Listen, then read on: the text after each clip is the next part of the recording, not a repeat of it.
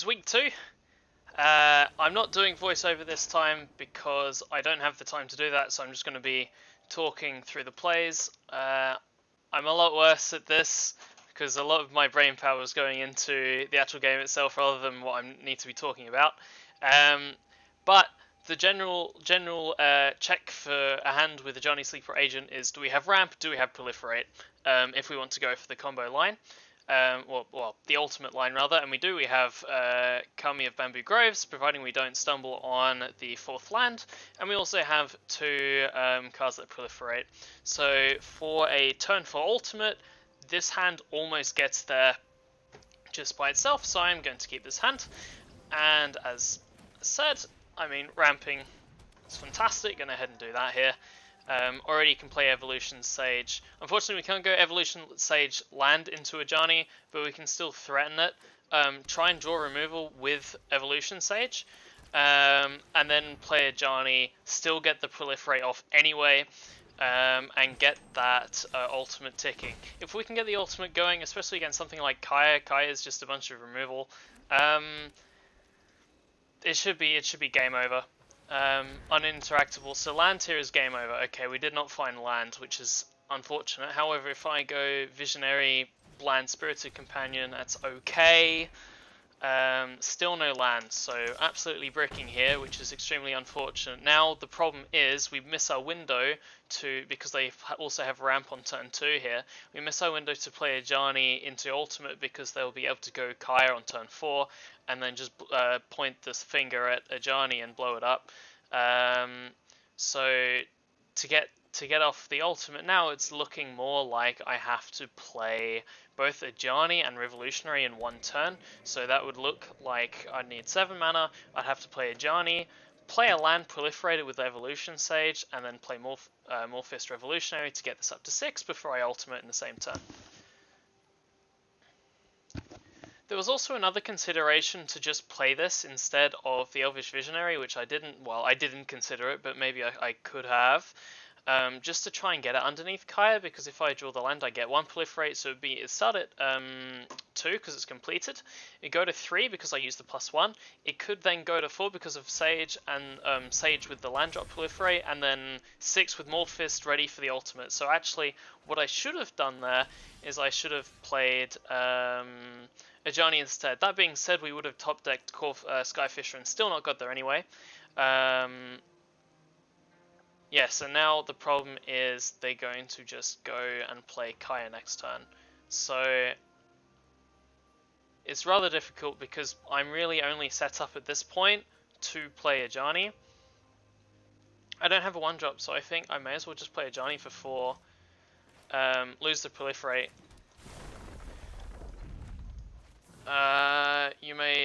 I'm not interested in ticking that up. Sometimes you will tick up the sagas if you're getting rid of the value because they're going to have no hits or whatever. It can be kind of nice, but no, here I've just got to look at the top 1, which is unfortunate. Heroic Intervention is good, but unfortunately we missed the window, right? Because they're just going to play Kaya and blow something up next turn, so Intervention kind of sucks. However, looking at the hand, it sort of doesn't line up too terribly. The problem is we really want the 5th land drop. We want the 5th land drop to like double spell some things. Also, so we can recast Ajani again. Heroic Intervention is a good card, especially if they don't have, if they don't have other ways to immediately get to the board. But the problem is Kai is just so strong with the exile that I can't keep this on top. I just need the land that badly that I have to get rid of it.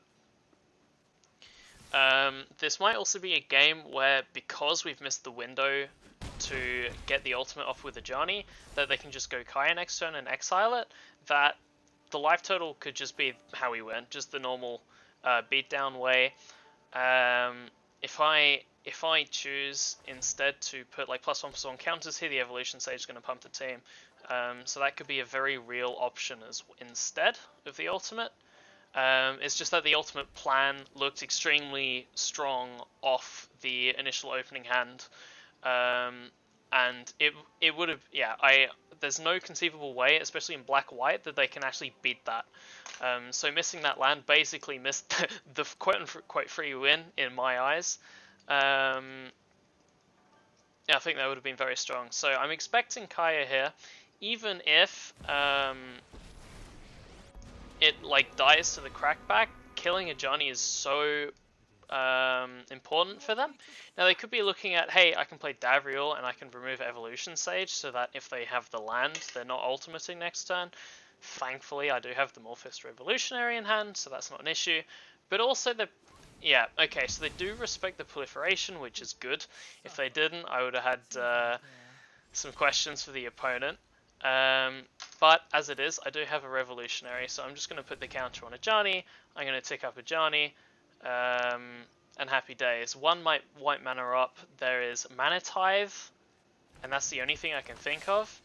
But Mana Tithe doesn't get me here because I already have the 1 mana open. So ultimate, and now I don't see how I lose this. Take action. I have Core Skyfisher, which is going to just repeatedly cast itself and tick those, give them poison counters. So in a couple turns this will win. I only have 2 white, so I can't actually play this 3 times in a turn. But I'm going to go to combat. I'm going to send one of these at Davriel. I'm going to send the other face. This is more playing around, like, if they have Source to Plowshares and blow up the Visionary to keep Davriel alive, I'm actually happy. I'm actually happy because the... And it was at this point that my microphone decided to give up, so I have to go over this in post. Hooray, I love this. But here I'm just talking about, the only thing I'm worried about is a Stifle, so Mana Tithe for 1 mana. And this is sort of a check to see if they have a response instead, then I can freely cast my spell without being worried about something like Mana Tithe. And keeping Davriel alive for them isn't actually important at all, as Davriel doesn't help them in any significant way. So, very happy to let Davriel sit alive there, send one of the damage upstairs just to encourage the removal spell on the 1/1, just very inconsequential. That's basically all I was explaining there, or trying to. Here, I mean, I sort of harp on about it a lot, but it's just very, very true. Once Ajani, the ultimate's gone off, it's incredibly hard to lose from the Ajani side unless your opponent has a big board state and they're just going to attack your life total, or they're very close to their own victory condition. In this case, my opponent's playing a grindy black-white deck. They're never going to be at that point, so the ultimate is just a very easy win condition. And this deck can win via a lot of different means, but the ultimate's pretty good. Here I was talking, Elite Spellbinder is kind of okay because it slows us down a little bit, taxing our mana a little bit. But I was surprised they took Serra Paragon instead of the 2-mana Core Skyfisher. As Core Skyfisher, I can play it and return itself to its hand as many times as I can afford to cast the spell, which is by far the quickest way in hand for me to win off the ultimate, as I just need to cast 5 creatures and or planeswalkers to get the 10 poison counters for the victory that way. And if they attack Core Skyfisher, that really slows that down. Instead they take the more traditionally powerful card and make that a 6-mana card instead of a 4-mana card, being the Serra Paragon. Ultimately, these decisions don't make too much of a difference. I end up playing Bazri-Ket here because I'm looking at the 5/1 and I think, well, I can create a 1/4 with Reach that can block that potentially. And then I also have the option, if I cast the Bazri-Ket, if I cast Core Skyfisher and return a 1-drop to my hand, I'm still casting 3 creatures and or planeswalkers this way, which will put my opponent to 8 poison counters, and then just casting either Serra Paragon or the Commander will put the final 2 poison counters to 10 and win the game on the spot. So really, yeah, most of this is just completely inconsequential. At least making sure that I am trying to get as many creatures cast as I possibly can in as short a time period as I possibly can. And the rest of this game is just me doing that, and then watching the opponent in a big dilemma. Taking a long time in the tank when they have absolutely zero outs, so kind of enforcing the well, it's not enforcing the idea, but for a lot of these games, especially because people can go into the tank for a long time, as the games don't have the timers. Direct Challenge does not have that feature, which means you can get away with combo decks you're less familiar with because you can sit in the tank for a long time and work out the best line each time. And then you might have alt tabbed into some form of other entertainment where you let your opponent do their thing. Here, Devriel, I'm not actually sure. Like in the game, as I was trying to talk without the commentary recording, sadly, I was trying to discuss the conditions that Devriel can get. But ultimately, my knowledge with Davriel is extremely limited, as I've only gone for the -2 once, and I've cast Davriel twice in total. I am aware of some of the things he gets, but the discount for 1 black mana doesn't really do too much, and Divine Visitation is cute, but it doesn't actually win the game for them, which is what they had to do this turn.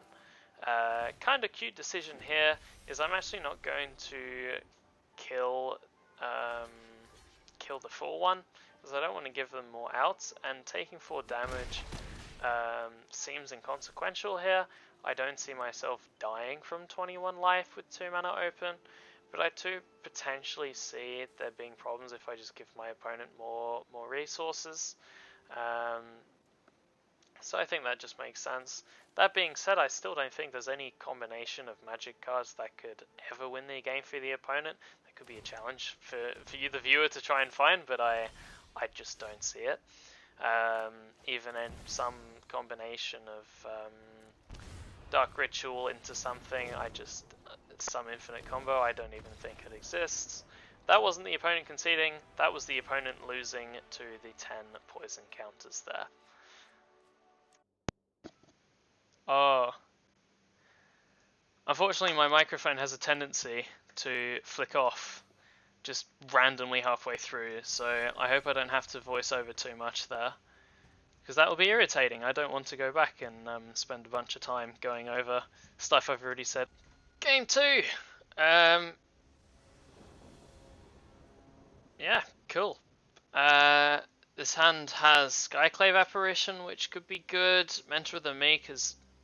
it's fine. Sarah Paragon's not good in this hand. Wandering Emperor's not good in this matchup, it looks like. Probably gonna mulligan the hand. I'm missing both Ramp and I'm missing Proliferation, and these cards aren't really the beatdown strategy. So I'm just gonna mulligan the hand. Here, Proliferate, Ramp, some interaction, some other interaction. Fantastic hand. Again, I'm gonna keep this one. There is a slight consideration, do I keep up Mana Tithe? Oh, well, okay. I'm probably not getting the option. I'm probably always keeping up Mana Tithe, or I'm always playing Kami. Or they take Ajani. I wouldn't be surprised if they take Ajani here. Ajani is just very powerful for both the ultimate and the beatdown strategy. Giving the board +1/+1 twice is an awful lot of power if I go wide. Admittedly, at the moment, this hand doesn't look to be going wide, but I can easily draw into that. So yeah, okay, they take Kami. So then now they know about the Mana Tithe and they can just play around that. Well, if they're not going to play around it, I'm going to tithe that. So that I would have done regardless of revealed information. That's just a bit too good not to take. Jaspara Sentinel, unfortunately, I don't have it's not a true mana dork in this situation. Which means I'm probably just going to play Ajani C4 Agent for 3 mana next turn, just get it on the board. We can tick it up with Ajani anyway, so it will just take a bit longer, but it will get up to the ultimate. So that's what I'm going to go for. Ajani here. Just to find more action, if I find more creatures with Ajani as well, I can very easily switch to the beatdown strategy. I do need land, but I don't think I need it on top of my deck, or do I?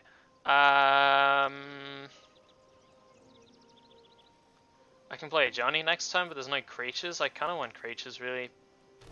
So I'm just going to put that to the bottom. If I draw land anyway, okay, cool. I have the land in hand, so I'm covered for the next turn. Yes, I really need the 5th land, but presumably Ajani's going to stick at least a little bit before he goes away, and that can help dig a little further. Of course, they could have removal for Despairer Sentinel, but if they do that and then attack Ajani, I still have the +1 available. So, well, Sentinel's not ever doing anything for me, so may as well take the opportunity to block. And that activation might be more helpful for me than the opponent.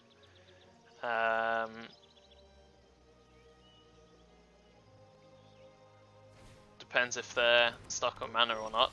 Maybe they're stuck on mana. Yeah, they are. So we're going to start to go ahead because it's the fourth land for us, and they missed their 4th land drop. I could play Knight of Autumn. I'm going to look first. Dane. Okay. I need some kind of blocker for the Loyal Warhound, so it could be Redain. Just make stuff more awkward to cast. Or I could play Knight of Autumn, gain 4 life, but that's kind of... it's underwhelming. I could play Lone Speaker, but then nothing else. And then I'm letting Ajani get attacked. That might be okay.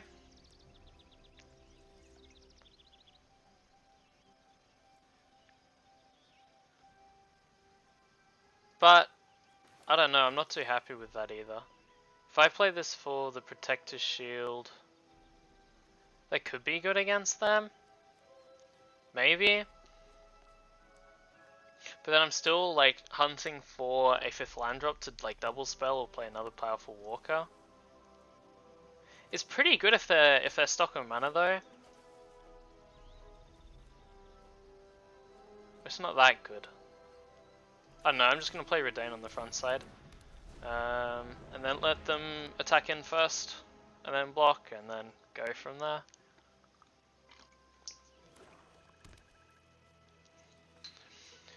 Yeah, that's also true. I completely forgot. Half of the point of this card being in the deck is it punishes people who are running Snowlands. So yeah, punish the opponent here for making the land drop first, because if I'm making this block, this would have entered untapped. And nothing, okay, but we also bricked on the land there. Still bricking, but here I'm going to disrupt the hand a little. See if they have any key answers. Murderous Rider is a key answer, I should take that away. The other ones aren't key answers.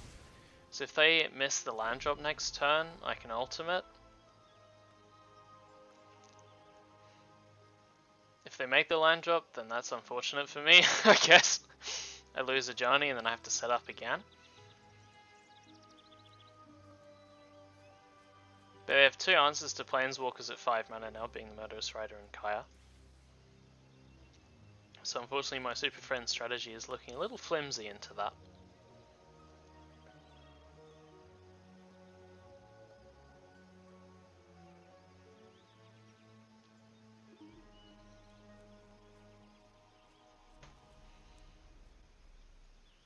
Well, it seems they don't have the land drop. If they don't have the land drop, I'm expecting something like Myriad, or maybe something like Yorgmuth. I don't know, either one. They don't have it, so Guardian Idol comes down.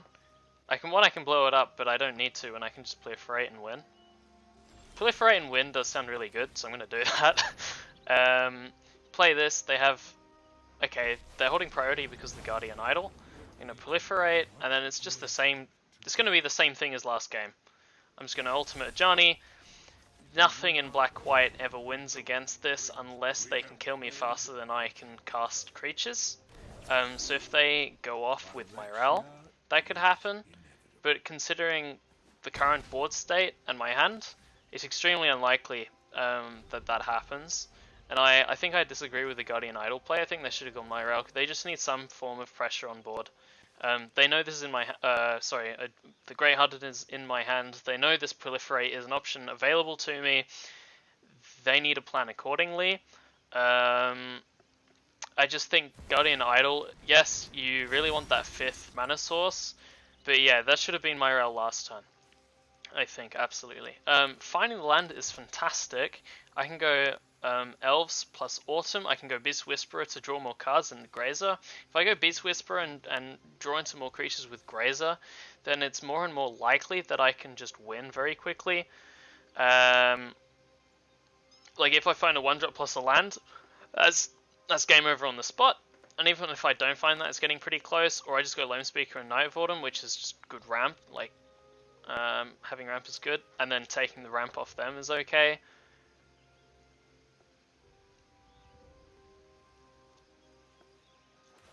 I think I like Beast Whisperer though because they have removal for one target. Also, if I draw a land, I guess I can ramp it into play. Cool, I guess. Sure. Plus everything, but also notably now both Elite Spellbinder and the Beast Whisperer. And I return in post yet again as my microphone cuts out for no apparent reason. So, yep, not sure what's going on there. Thankfully the bulk of important commentary is out the way. At this point, again, the ultimate's already happened, so I'm already at least 95% to win the game against a really slow and grindy deck.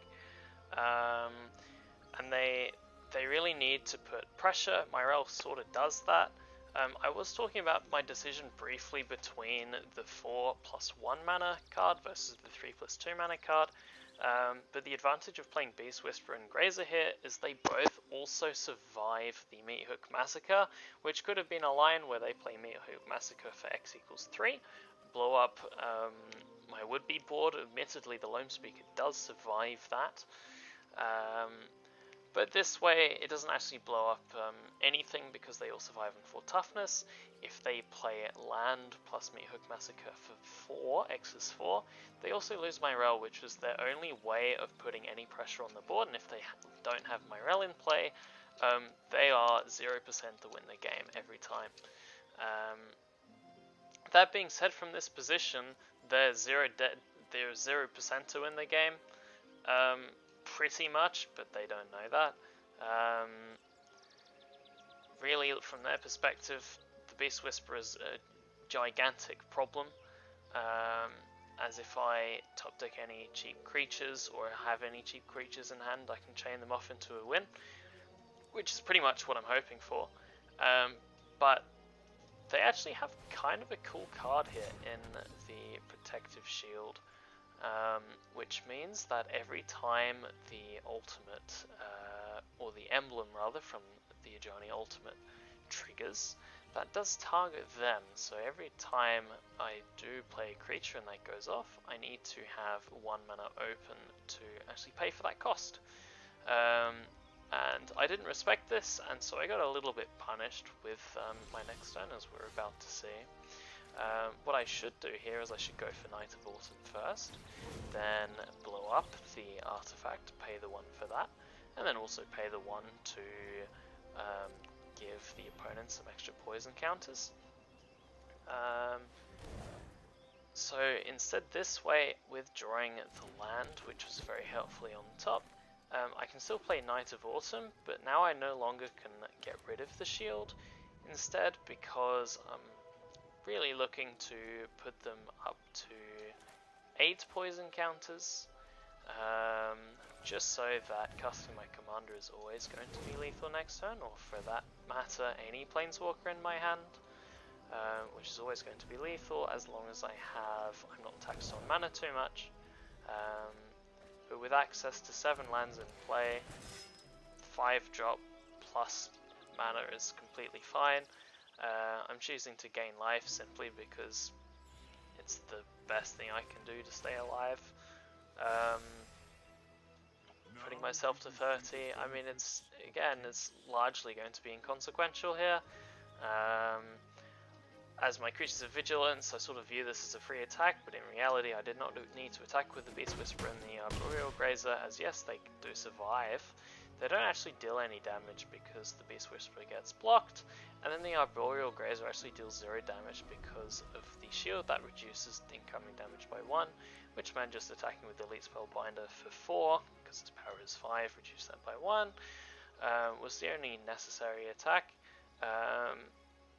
That being said, all of these moves are largely inconsequential. And the opponent just sits in the tank for a long time in a completely dead loss position, dragging out the commentary I have to do right now. I don't know what else to say really. I could mention, I suppose, the new set coming out, if you've been keeping up with the spoilers, or by the time you see this for some reason later, where Mum is already out. There are a lot of cards that have proliferate keywords that I'm very interested in improving the deck for Ajani. There are a lot of new additions that could push this deck from mediocre to actually quite viable. That being said, I think this deck is still quite strong, but I really doubt you can optimize my list much further. I spent 2 months in the past trying to optimize this list, and finally I'm pretty happy with how this has ended up. But yeah, very simply casting the commander there and finding the lethal, or the 10 poison counters, and yeah, here I start to prattle on about the future of the deck and all sorts, but not much else to say, so hope you enjoyed.